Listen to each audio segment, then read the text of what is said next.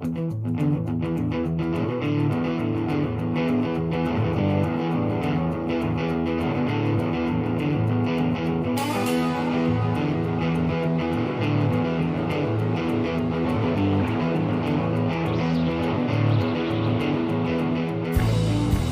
everyone, and welcome to MeowMix, the Carolina Panthers podcast. My name is Steven. My name is Jerry.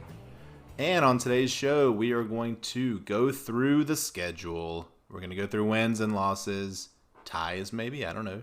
Maybe Jerry has a tie, I don't know. We're going to give our final make a tie. final season prediction in terms of records. Then we're going to go through a few awards that we think, just a prediction episode essentially. Now, before we start this, I just want to say, we love the Panthers.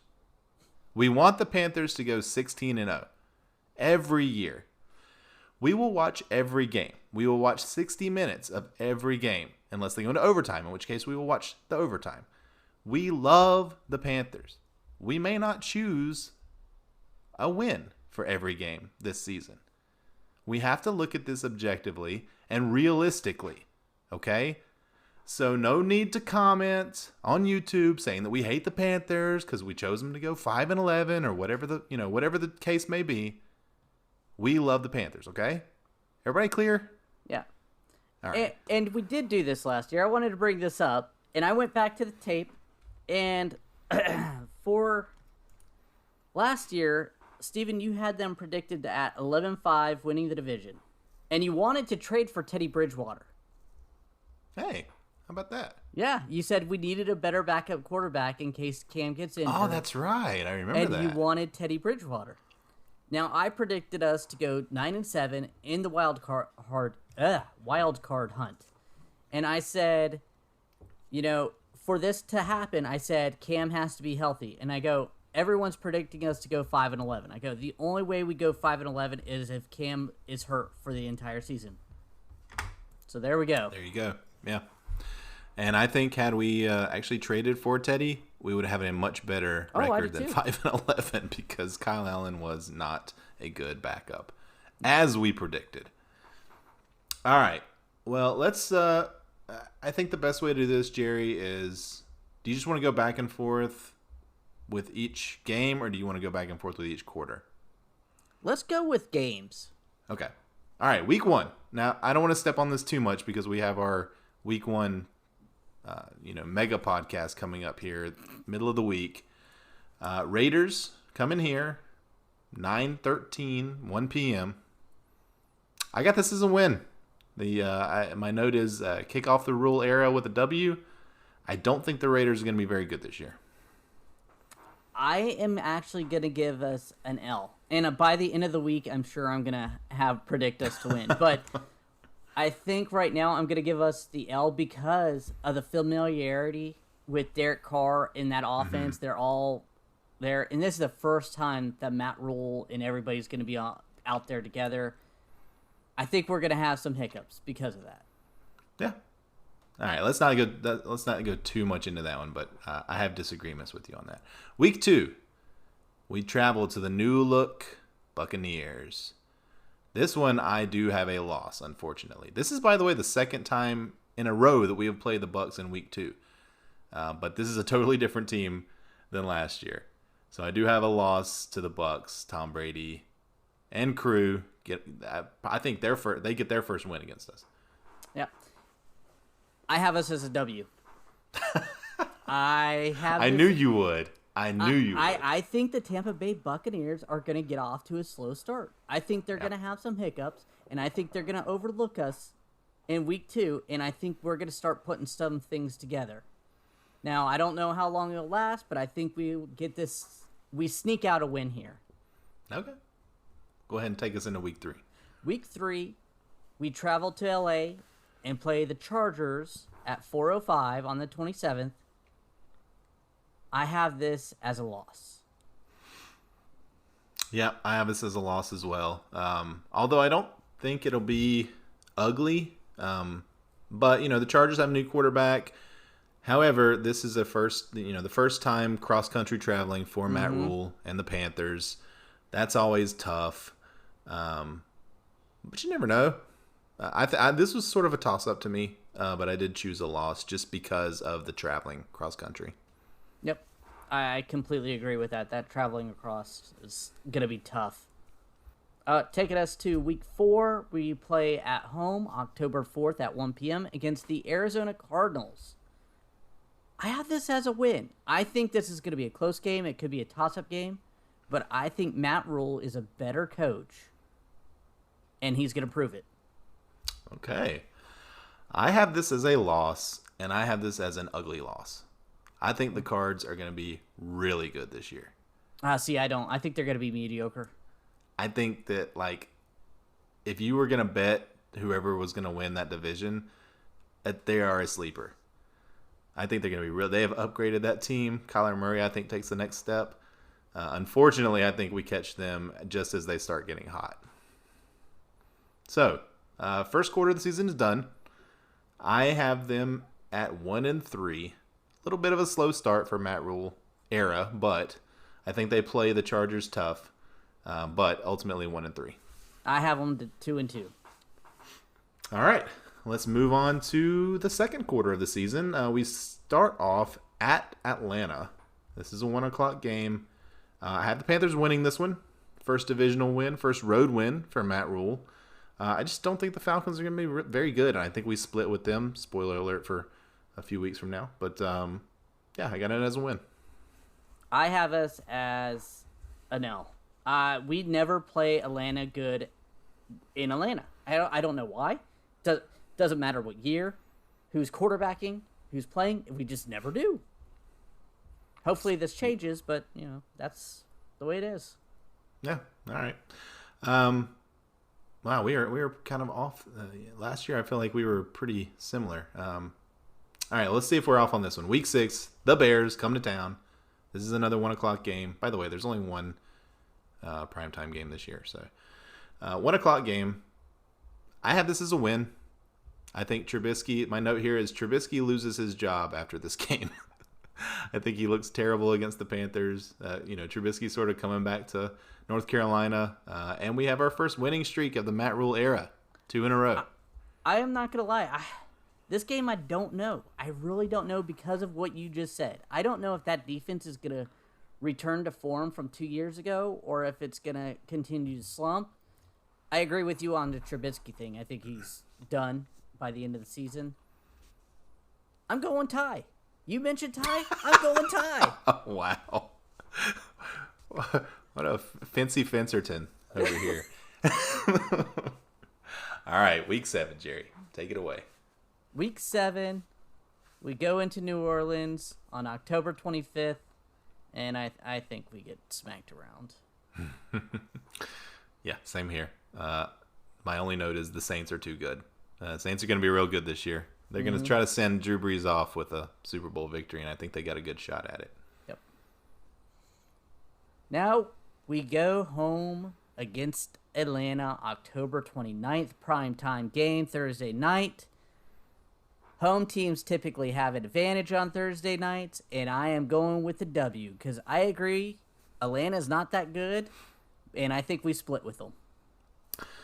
I also think we split with them, and since I chose a win for the first one, I've got a loss for this one. I just don't think we sweep anyone in the division this year. I would love to see them win this game, and had I maybe realized that this was the primetime game when I was going through this earlier, I might have swapped that wins and loss, but I just think these two games are going to go 1-1. It could be either one, but I've got an L for this one. All right, so that's the second quarter of the season. I got them at 2-2. In the second quarter, with a total record of 3-4 going into the second half of the season. And I have them 1-2-1 in the second quarter, going 3-4-1 as the record go at the end of the first half. And I should have said I have them 3-5. I did miscount my L's there. So, all right, let's go. Week 9 at the Chiefs. My note here is nope. Yeah, that's a solid no for me too. Chiefs. The Chiefs have a good shot at going undefeated this season. And going to Arrowhead. It's not even like they have to travel to us. Yeah, not saying there's gonna be any fans in the stands there, but anytime you're going to a hostile environment, just with hotels and stuff, I mean it's a thing, and the Chiefs are bringing it pretty much everybody back from last year, and it's just gonna be they're gonna be really good this year. That passing attack against our secondary right now is giving me a stomachache. Yeah. And there's a theme in my wins and losses with teams that have good passing attacks. Next one, week 10, Bucks at home, in Carolina, 1:00 game. I've got us as a loss. My note here is that the Bucks are probably rounding into form by this point, and it could be an ugly game. Yeah, I agree.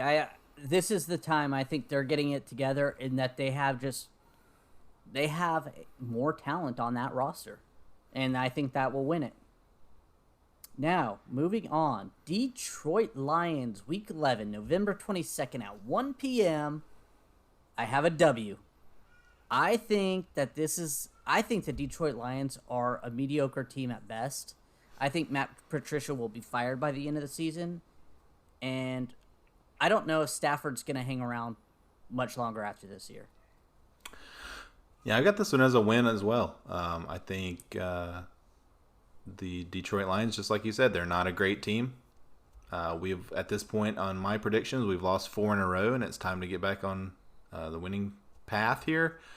Panthers get back on track with a win against Detroit. All right. Now we have the Minnesota Vikings going up to Minnesota November 29th, 1 p.m. I have this as a loss. I think the Vikings will be a solid team and pushing for a playoff berth. I think we take an L on this one. Yeah, I have this as a loss as well. Adam Thielen's a really good receiver. Now they lost Stephon Diggs, so they don't quite have that killer tandem of wide receivers that they did have. But Dalvin Cook is very similar to Christian McCaffrey in terms of being able to catch the ball out of the backfield. My note here is that Dalvin Cook has 300 total yards against us in this game. So I think he runs for 200 and catches for 100. You're insane. Yeah, I just think. Well, you know what? This is 12 weeks in a row that the Panthers have played. Okay, they have not had a bye week yet. Their bye week is after this week. They are tired. They have had to travel to Minnesota. It's probably going to be cold. I mean, it's an indoor stadium, but they're not going to be at their best. And I think that this is just going to be a tough one. So, that is the third quarter of the season. I have them going 1-3. And things aren't looking great. Yeah, I have them going 1-3 as well. Yeah. So I've got, 4 wins here and 3 and 7, 8 losses. 4 and 8. I have 4 wins, 7 losses, and a tie. We're getting there differently, but I think we're going to end up at the very similar records here. All right. Week 13 is a bye. We finally get some rest. Okay? We're coming back into the final quarter of the season. We're feeling good. Broncos coming to Carolina. We want to avenge that Super Bowl defeat, even though hardly anybody's still left. We're not going to do it, though. This is a loss. I said that it could go either way here. I'm not sure what to think about the Broncos this year. They do have some good skill players. I literally flipped a coin, and it came up tails, and it was a loss. So that's why I put loss. We are not on the same page. I am going W. I think that Denver's an okay team, but I think this Panthers team, Week 14, after the bye, they're getting in their groove. They're starting to understand each other. They're finally gelling. And we get a W here. Yeah, like I said, I think this one could go either way. But I don't know. I just, like I said, just kind of flipped a coin. The next week, Week 15 at Lambeau in December, I predict that the Packers will be fighting for a playoff spot at this point. Aaron Rodgers is always dangerous at the frozen tundra. This is a loss. I agree. I think this is a loss for all the reasons except Aaron Rodgers. I don't even think this is his team anymore. I think it's going to be a running game. It doesn't look like the new coaching staff wants Aaron Rodgers to wing it out, but yeah. Does Jordan Love start this game, Jerry? No. Aaron Rodgers is starting, but he's not airing it out like Aaron Rodgers. This isn't an Aaron Rodgers machine anymore. No, it's not. It's driven on Aaron Jones, to be honest with you. Yeah, you're probably right. All right, bring us home. All right. Week 16, we had the Washington football team going up there, saying hi to Ron, and sending him home with an L. I think that team's going to be a disarray at this time of the season. Ron will be holding them together as much as he can, but I think we have more talent than they do. And we just do it. Yeah, agreed. This is a win. My note here is that Kyle Allen will start this game, and we will not let him beat us. I think this is. I think the Redskins are. I'm sorry. Oh, excuse me. The Washingtons. They have gone through several quarterbacks by this time. Haskins, I think, just lost his job because he's not very good. Unfortunately, I think Alex Smith might get hurt again. And Kyle Allen is the quarterback for this week. So this is a W. All right. Now week 17. At home against New Orleans Saints. Week 17, the Saints are sitting at 13-2, wrapped up home field advantage. Sean Payton benches everybody to have us win and get a worse draft pick, and that's what we do. We win this game. Not because we're just an overall better team, unfortunately, but I think we do win this game because our team is actually gelling now and going to look good towards the end of the season and go into next year strong. Yeah, agreed. This is a classic Sean Payton screw with the Panthers victory here. Panthers get the win. I have Saints on cruise control. Jameis throws 7 interceptions. So this is Jameis has to get his interceptions in somewhere, and I think it's going to be against the Panthers. So this is a W, and that is the final quarter of the season, of which I have the Panthers going 2-2 and winning their last 2 games. Yeah, I have them going 3-1 in that last quarter with that win over Broncos. Overall, going 7-8-1. I have them at 6-10, so very similar records here. We both think that they're going to overachieve by most standards because I think they're over-unders 5.5 wins from Vegas. Most people have us going 5-11, just like last year. So what is your bold prediction for this team? My bold prediction for this team is that we will have 2 1,100-yard receivers. Ooh. DJ Moore and Robbie Anderson. And I think actually that Curtis Samuel is going to have like 700 yards. So I think he's going to be up there as well. But yeah, I think that we're going to have a more prolific passing attack than we've had in a very long time here. Okay. That actually goes into my bold prediction. We're going to at the end of the year, we're going to have a top 5 defense or offense, sorry. Yeah, I don't think that's out of the question at all. Particularly because we've got the weapons and we're going to be down a lot. So we're going to have to come back. There's going to be a lot of offense on this team. Yeah. Offensive play calling. All right. Let's talk about the MVP. Now, I think if we both had to choose, if our life depended on it, we'd go Christian McCaffrey, obviously. Yeah. He's going to be amazing this year. So we're going to skip the low-hanging fruit. We're going to call this the Christian McCaffrey MVP Award. And we're going to give it to somebody other than Christian McCaffrey. So who is your Christian McCaffrey MVP of the 2020 Panthers? You already mentioned him. I think DJ Moore. I think he has 1,300 yards, 7-8 touchdowns at least. I think he's gonna become that upper echelon of wide receivers this year. People are gonna consider him a top 5 receiver at the end of the year. Okay. I knew that you would choose him, so I did not choose him, though I think that he probably would have been my choice. I went with Teddy Bridgewater. Somebody's got to get DJ Moore the ball. Yeah. I think Teddy is going to show that he still has it. I think he's going to have the best season that he's ever had as a starting quarterback, going back to Minnesota. I think Teddy could throw like 27, 28 touchdowns. He's going to keep the interceptions really low, sub 10. and he's going to have about 4,000 yards. I think he's going to have a really good season. Yeah, I could easily see that. I thought about Teddy Bridgewater myself because, like you said, he has so many weapons here. In Minnesota, he didn't have those weapons. It was handing it off to Adrian Peterson. Mm-hmm. And this is, if Joe Brady is the offensive guru that we hope he is and what people think he is, he's going to scheme these playmakers open. Yeah. Now, Rookie of the Year. I bet it's somebody defensive.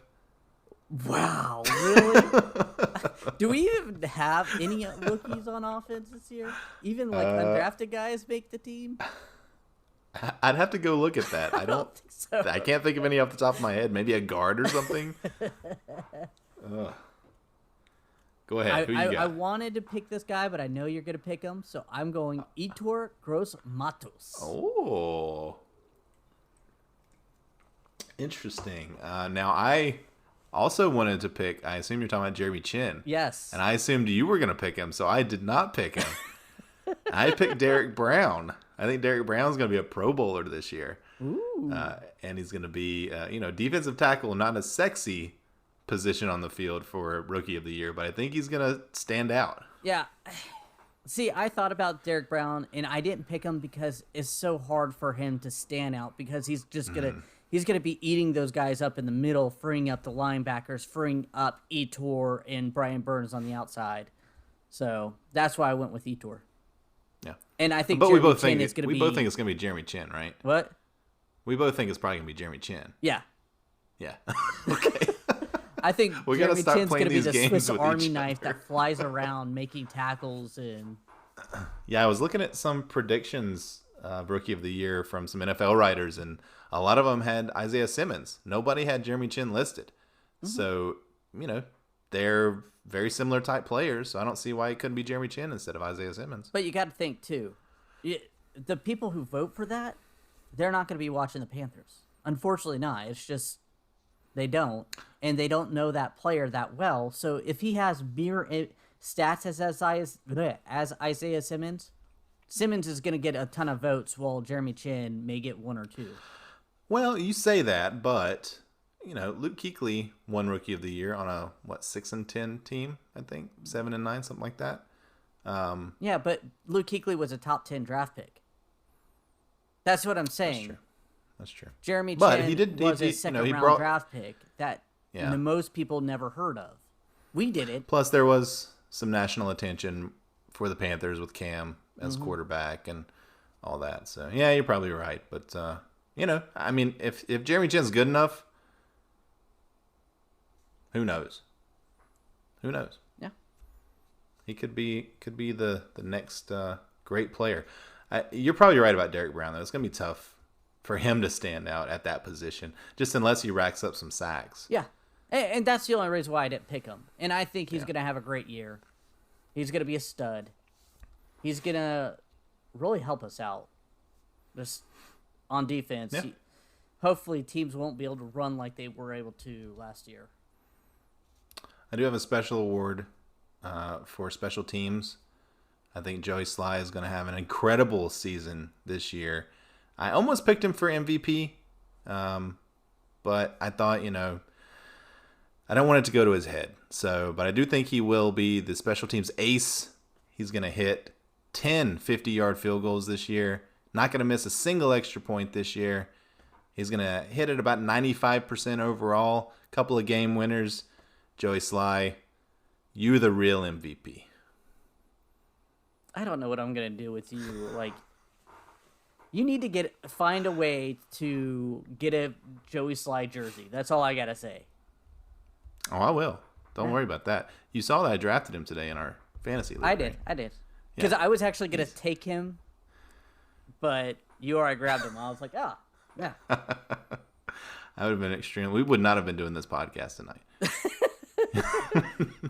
I would have gotten a trade offer for him quickly. Okay. All right. What do you want? Christian McCaffrey? I just need Joey on my team. Oh, man. All right. Well, that was fun. I'm looking forward to the season. Hey, by the way, I think that Packers game, that Week 15 game, could be flexed into a primetime game. So maybe we have 2 primetime games this year, but looks like it's going to be 1. Though, if some surprising things happen, if the Packers really are, on the cusp of a playoff berth or something, that could be flexed. That could end up being a Saturday evening game. Yep. And now that the season has started, we're going to start coming out on Mondays and Thursdays. So keep your eye out for that. And we want to thank everybody for listening. If you like the show, please let your friends know. Please follow us on Twitter at MeowMix Podcast. If you have any questions or comments, you can email us at mailbox@meowmixpodcast.com.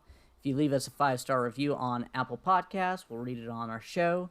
And check out our YouTube channel and just search for MeowMix, a Carolina Panthers podcast there. Please like and subscribe.